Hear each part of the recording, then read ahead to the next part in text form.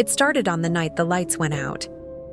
Elena had just moved into her grandmother's old house, a creaking, time-worn place that smelled faintly of lavender and dust. It was a house full of memories, but also full of mirrors.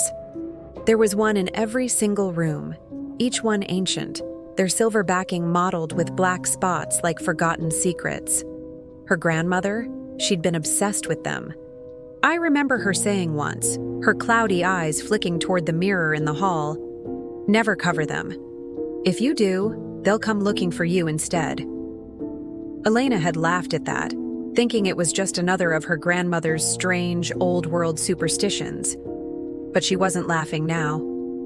A fierce storm had rolled in, knocking the power out and plunging the old house into an unnerving silence, broken only by the wind and rain. Elena, needing to find a flashlight, made her way into the bathroom, using her phone's screen to light the way. That's when she saw it.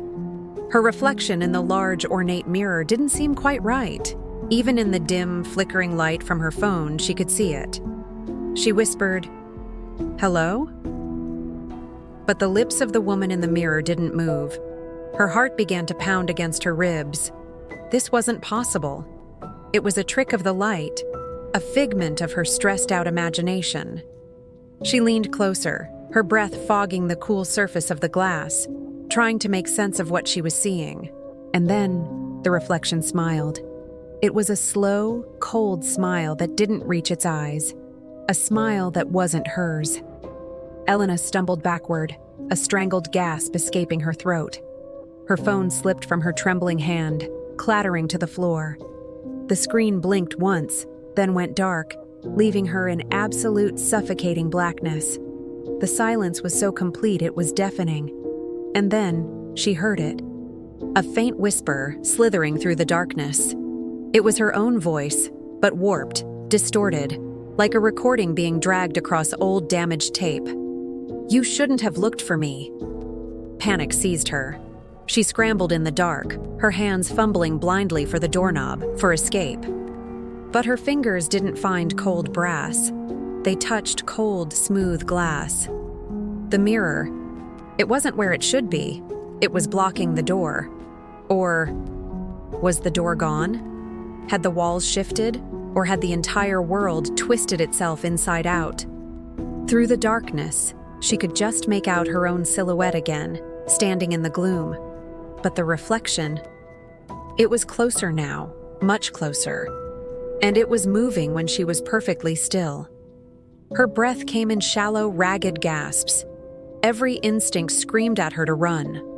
She turned, but her reflection turned faster, slamming both of its hands against the inside of the glass with a terrifying crack.